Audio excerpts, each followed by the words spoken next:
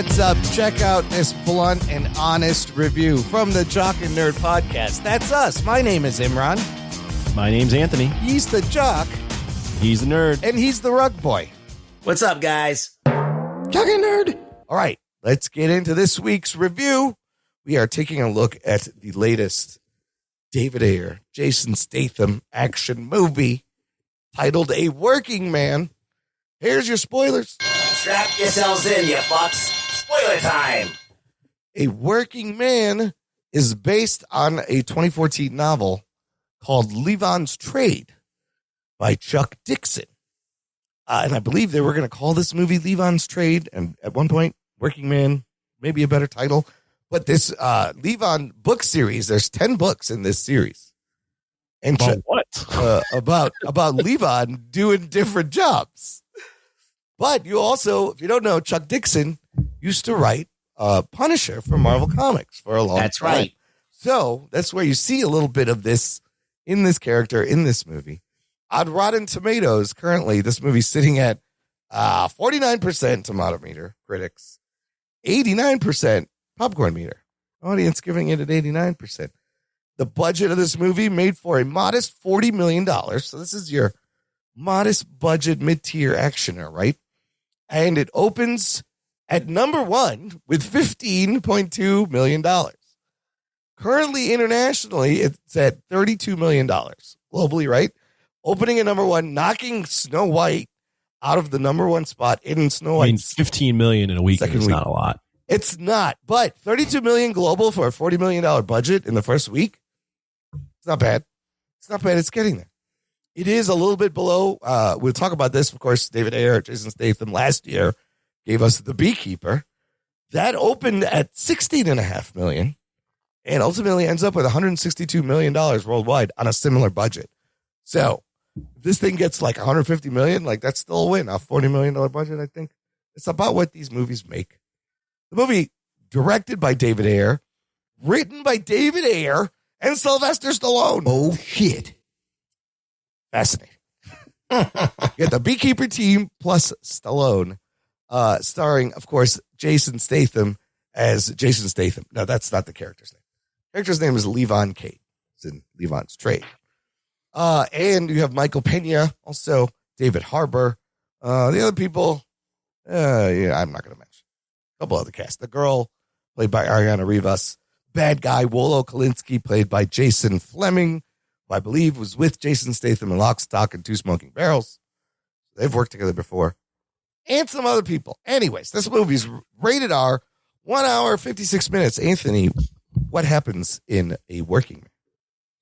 Working Man is about a retired special forces Marine, that type of guy that's done a lot of work for the government and killed a lot of people. And now he's a foreman on a construction site in Chicago working for Michael Pena's family. I forget Michael Pena's character's name. Joe Garcia. It was the Garcia. Garcias. Family. Yeah, the Garcias. He's working for the Garcias. And one night, the Garcia's daughter, a 19-year-old daughter, gets kidnapped. And the Garcias ask Jason Statham's character to unretire and find the daughter and bring her home. And he is tasked with doing that and recapturing the daughter from the Russian mafia, also known as the Bratva. And that's it. It's your take on Taken with Jason Statham. Yep, your standard reluctant vigilante versus the Russian mob. The guy that's in retirement but gets put back into something because someone gets kidnapped. It's basically the plot of every Jack Reacher season. It's a lot like a Punisher comic book. It's a lot of like it's one of the. While we're on this, it's one of the cliche action movie tropes, sure. Right? It's revenge. There's revenge tropes. There's the you got to go get the person that's been captured trope. Yep. There's the buddy cop trope. Yep. Like this is all classic stuff. Classic stuff we got in the 90s. They'd feature 80s, 90s, 90s. Steven Seagal, Van Damme, Sylvester Stallone. In that vein. So, Anthony, at the end of this, and we can talk about The Beekeeper because it's going to come up as a comparison. Same team. Yep. Same style. What did you think of A Working Man? I didn't know that Stallone was involved, so I saw him in the title, opening credits. I went, oh man, this movie is going to be fucking awesome. I saw The Beekeeper. I thought it was great. They're doing this whole Jason Statham is doing regular jobs and pulled into shit. Now he's a working man. I'll just go right ahead and say I didn't like this movie. This movie, I don't know what happened from The Beekeeper to this one. Yeah. But this movie is a lot less fun. Not as well paced.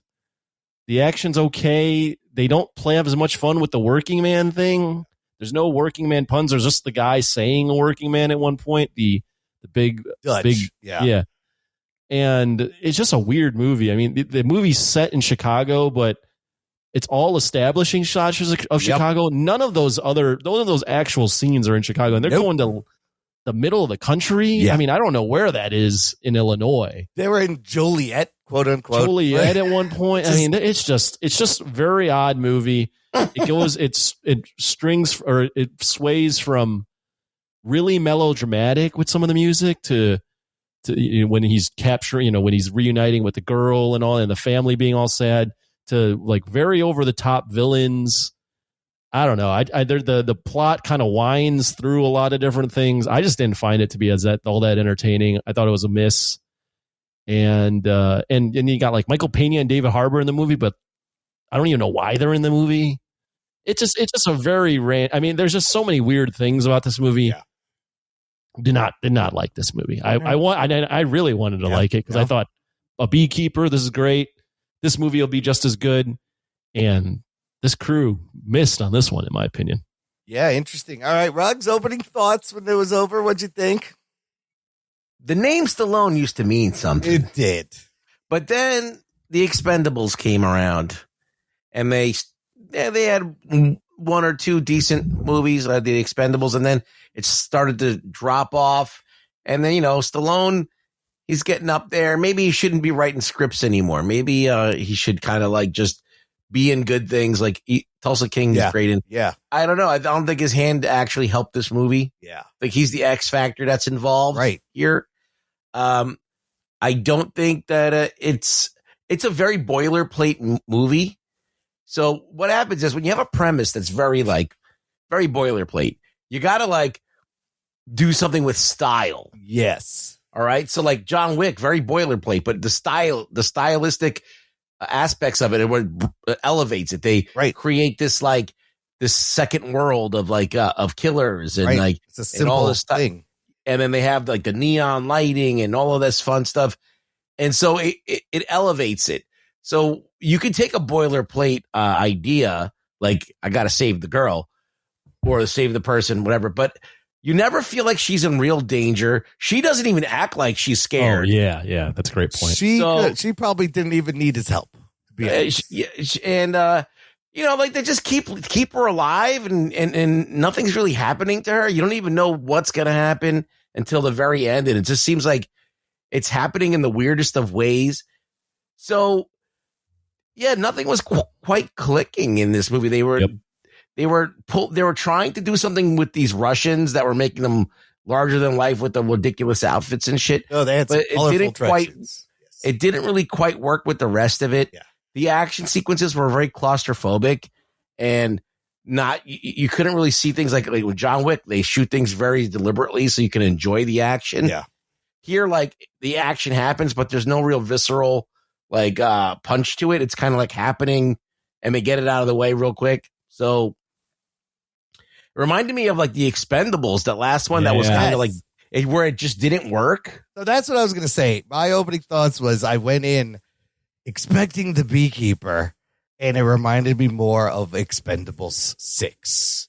Yeah. It's 6 or 5? Was that 5? Whatever the last one that we actually watched. That was the one too many. The one we reviewed just 2 years ago, whatever. It's missing. Like Beekeeper, I don't know what happened. The Beekeeper had some campiness, some fun, didn't take itself too seriously. I think maybe The Job also made it unique. Yeah. But this movie it's tonally all over the place, visually all over the place. You can kind of see where like it's Air. You can see where it's Stallone. It's too long. It should have been 90 minutes. You didn't need that whole side plot of him infiltrating and selling drugs. Just throw him away. There's no backstory or motive for him, really. It is at the same time, it's exactly what I thought it was going to be. And I paid money to see Jason Statham fuck people up. And I feel like I got my money's worth because he did fuck people up in fun ways. He does use his environment, as weapons. So I appreciated that. But it's at the end of the day, it's very forgettable, like generic, trying to be in that 90s style. But it's not like The Crow. Where it's that bad. The Crow was worse. Yeah. But this movie's not. It's just not memorable. Yeah, I think that Rugg or Imran said it correctly. It's just not memorable. You also mentioned something, Ruggs. I forget what. Now I'm forgetting what you said because I was going to build on it. But the girl not being even scared. I mean, I remember at the end of the movie, she's just like, her reaction is just, yep. Well, that sucked. Yeah. Like there's no sense of dread. The part where she bites the dude's face. Oh yeah. And then it'll show it. He wants to kill her. Yeah. The amount of time between that. First off, he would have killed her right on the spot. Right. Absolutely. And then the amount of time they have where they're like, oh, what do we do with her? Kill her. Yeah. Oh, we got to kill her. And then they're just keeping her alive to kill her. And then they're taking forever to kill her. And then the guy goes, I want her back. It's just right. And it's just convenient. The moment they're about to kill her, he calls and goes, I changed my mind. Bring her. It's sloppy. It's very sloppy. Yeah. And the whole infiltrating of the drugs. I mean, that's just. It just doesn't. They don't even need to go to the Joliet stuff is weird. So so you said it's set in Chicago, and it's exactly that. It's just establishing shots. It was filmed entirely in the UK. Different places. That bar scene, yes. I went, that's not it. There's nothing like that in Chicago. He went from downtown Chicago to Joliet, takes 2 hours, hour and a half. Where does the blind guy live? Harbor? Where is that? That's a good question. David Harbor was fun to watch. That's middle of Illinois. Yeah. There's no It takes 2.5 hours. It looked like he was in the swamp or something. I don't know what the fuck. I mean, he was funny. He was blind. Yeah, it was shooting, very swampy. He's shooting arrows. He was, it was fun to see him. Michael Pena gets a few funny lines in the very beginning and then really doesn't. I don't know why they thought they made Chicago the setting, but then everything feels very swampy. Yeah, I don't know. It makes no sense to set this in Chicago. It does nothing. There's weird things like the giant moon in the background of all these shots. I don't know. Is that air being artsy? I don't know what that was. I don't know what that is. What? Yeah. Is this a mood choice? That's definitely an air choice. The plot really doesn't matter at all in this movie, and it's too convoluted.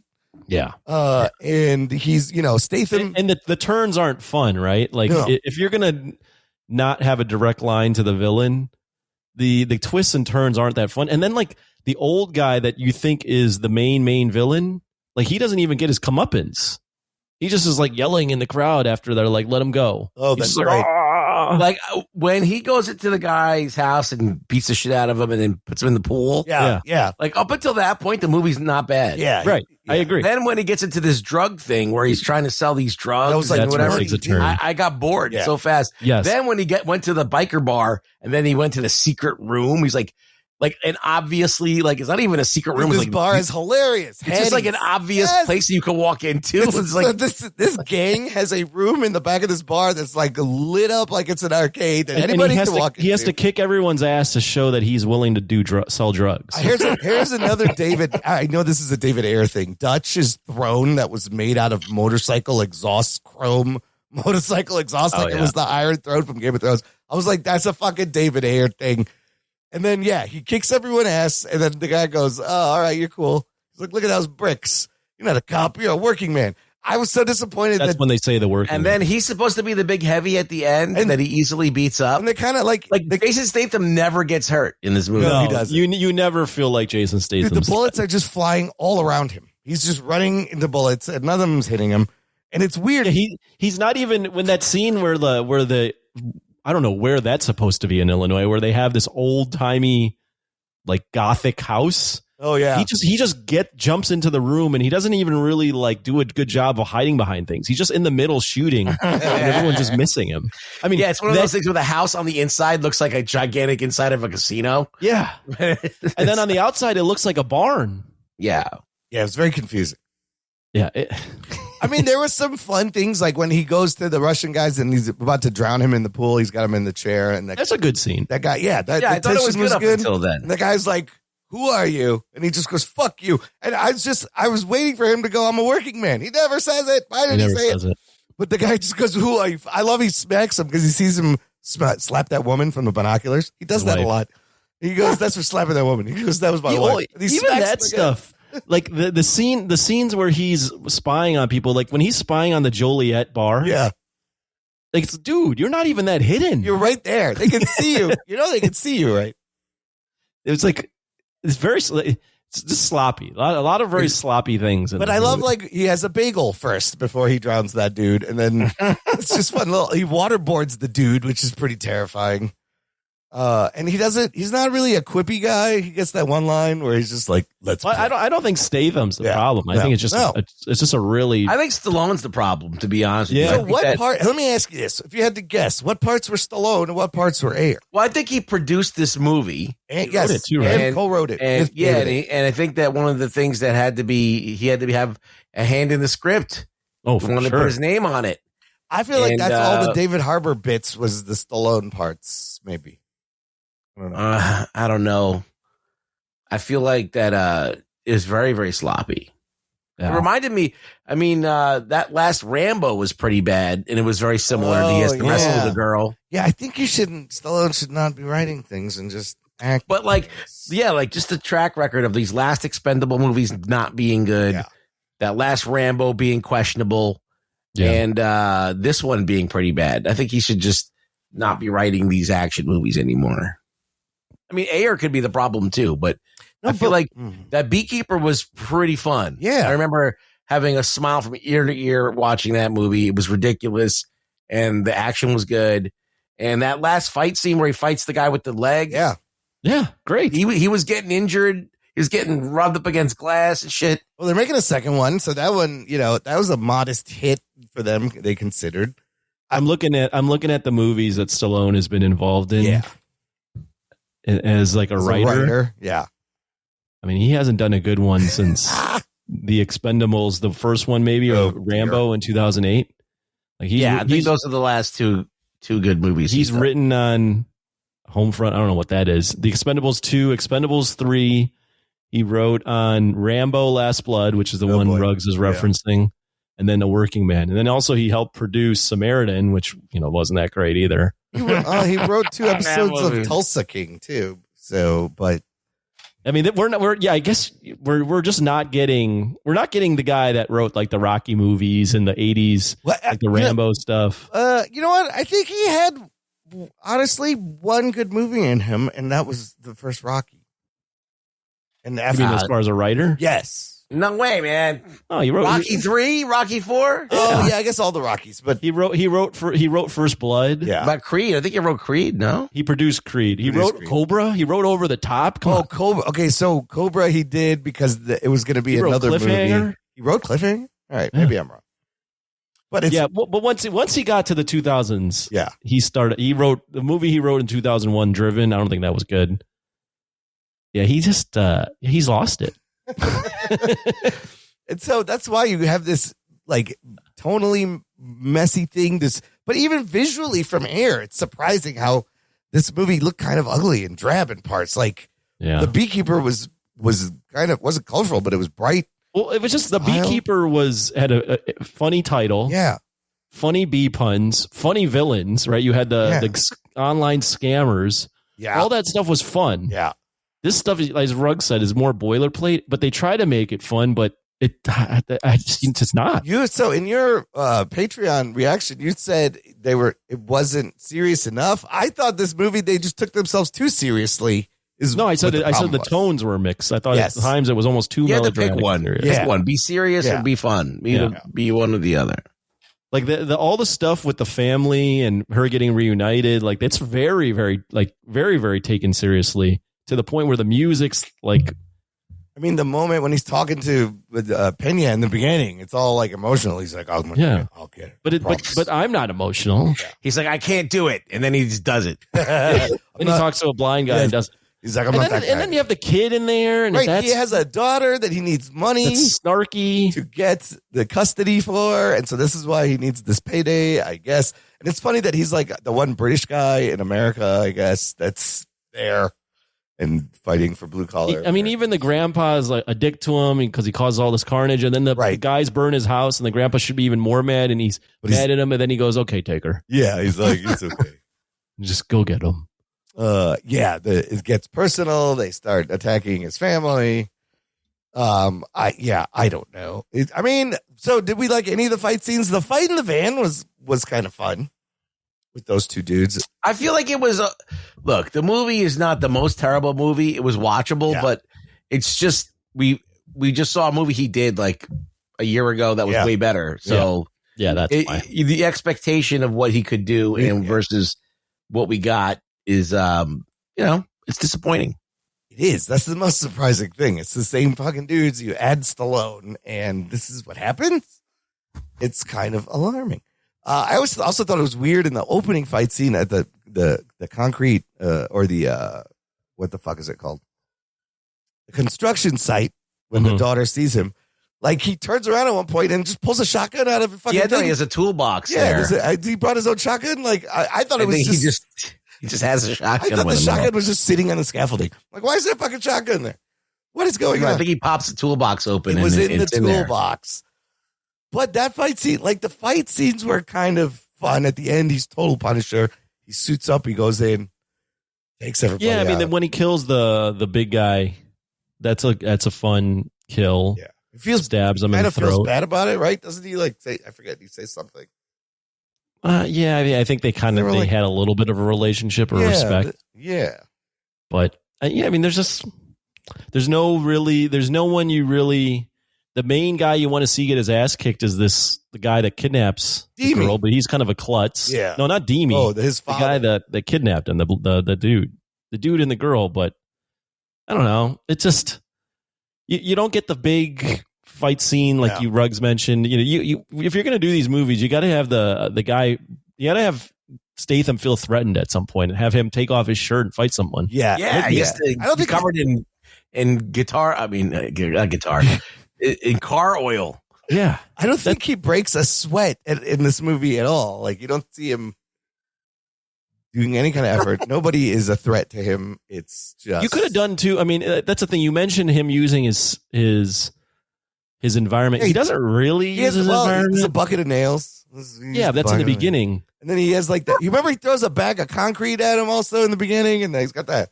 Yeah, but I mean, if you want to do they should have stuff with. If you want to do stuff with tools and shit, watch. What's his name? Denzel in that first in the Equalizer. That's movie, how you do it. Where you do the Home Alone type shit in Home Depot. I thought he was going to recruit like his other construction workers, and one dude would have like a power drill, one dude would have a sledgehammer, one dude's got a chainsaw, and like these are the working men. Well, I had just watched the Jack Reacher finale like the same day that I watched the movie. It was almost better than this movie. Yeah, and it's a TV show. It's got like a TV budget. And it's also Russian mobsters. There's a lot of Russian mobsters everywhere. But like Jack Reacher is this huge motherfucker. Yeah. And so they had to get a guy that was 7 feet tall for him to fight and for him to be threatened by. And that fight scene goes on for like 20 minutes. We'll talk about it. What are we watching? But I thought the same thing. I was like, holy shit. It was like way more gratifying that there was like he had this fucking enemy that he had to beat. And same thing. So they have to kind of create that in the movie, like that sense of, is he going to be able to fucking? I mean, we know he's going to eventually win, but how is he going to do it? Right. So also, there's no question he's going to be. They established that he like slept in his car and he had to find a shitty place to live. But then when he's driving his daughter around, he's in that Dodge. Where'd he get? Whose car is this? Was it you got a rental? Where'd they get this car come from? It's very confusing. See, like I don't know. I would have done things differently. Number one, I would have stole the money, like from these drug dealers. Yeah, he went and gave it back because he needs the money. Yeah, fuck these guys. He just killed them. They don't need it. But he's buying blue. He lives in the most dilapidated apartment. That exists. He's buying Breaking Bad blue meth and then just dumping it. It's like you could have flipped that for a nice fucking 10K right there. Well, yeah, I respect that he's taking the drugs and throwing it away. Taking them out, but the drug money. That whole part, I was like, you don't even need him doing this. Why are we doing this? Just so he can infiltrate and get to whoever, whatever. It was dumb. And then, back to the girl. Like, she seemed very capable of taking care of herself. She would have been fine. Like, she bit his face. She got out of her restraints. She probably would have escaped anyways. These guys are fucking. Yeah, that was one of those things where I could see what they were doing, right? They wanted to break the trope of this girl being helpless and needing to be saved. But it's almost too leaned into the other side where she's just not scared. Like there's no part of it where she looks scared. Yeah. That might have been the actor too. Also, to spend all that money for finishing a semester of college, it's a little ridiculous. What is this? Oh yeah. What? Yeah. Party bus. What are you talking about? What do you need a fucking $1,600? Yeah. That's just not real. No. That's where Michael Pena had the good lines where he's talking to her. But you got human trafficking, which is this terrible thing. So, yes. And then, Beekeeper had the scammers, more fun villains, but human trafficking is like really evil people. But yeah, it seems like the scammers were worse than them. It does. I didn't really feel the threat of any of these. Like they give her hamburgers. Bad guys. I don't even know. He's alive for a really long time. I mean, it's like weeks before. It's like a week before anybody even touches her. Seemed pretty competent. If you want to see this movie done right, just watch Taken. Yeah. It's Taken at least. They drug up the girl. Yeah, the girl. I mean, one of the girls died. You can see one of the girls gets drugged, overdosed, and stuff. More stakes. Yeah. I think we can just wrap this up because we got a lot to talk about. Very disappointing. Other things. It was final thoughts. Anthony, give me a number.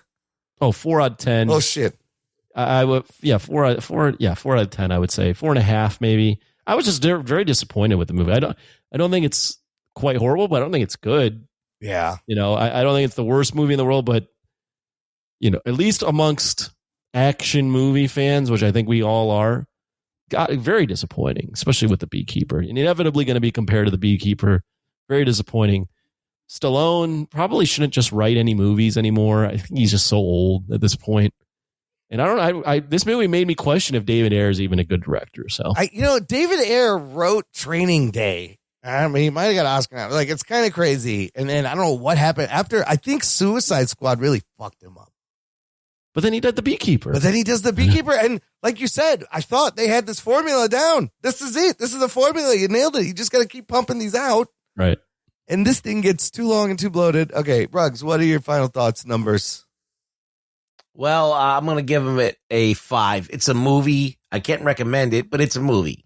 You get what you pay for. Yeah. You're going to watch Jason Statham get a girl back by kicking lots of ass. It does happen. Yeah.